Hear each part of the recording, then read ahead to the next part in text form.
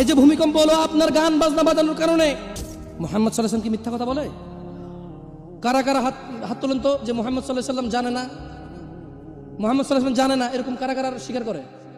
আল্লাহ নবী বলেছে, যখন বাদ্যযন্ত্র বেড়ে যাবে, গায়িকারা সম্মুখে এসে নাচবে, তুমি অপেক্ষা করো, পাহাড়গুলো কেঁপে উঠবে, পৃথিবীটা নড়ে উঠবে। জালজালা ইযা জুলজিলাতিল আরদু জিলজালাহা, যখন পৃথিবী প্রবল কম্পনে প্রকম্পিত হবে।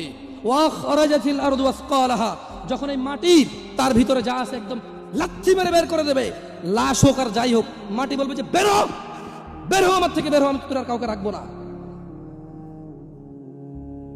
وقال الانسان, মানুষ বলবে মালাহা মালাহা, পৃথিবীটার কি হলো, এই মাটির কি হলো, কেন সে কবরগুলো লাশগুলো বের করে দিচ্ছে, কেন সে স্বর্ণ মতি হীরা মানিক্য বের করে দিচ্ছে, মালাহা, এর কি হলো, কেন পাহাড় নড়ে উঠছে, কেন পাহাড় ভেঙে চূর্ণ বিচূর্ণ হয়ে যাচ্ছে?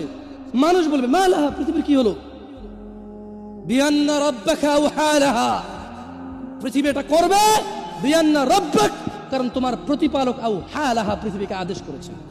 আপনি গান শোনেন, আমি শুনি না, আপনি গান বাজান, আমি বাজাই না। যখন চিটাগং নড়ে উঠলো ভূমিকম্পে, আপনার বাড়ির সাথে আমার বাড়িটাও নড়ছে।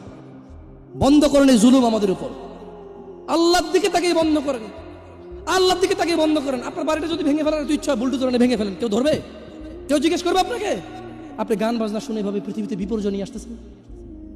ইত্তাকিল্লাহ হাক্কা তুকাতিহ, আল্লাহকে ভয় করেন যেভাবে ভয় করা উচিত।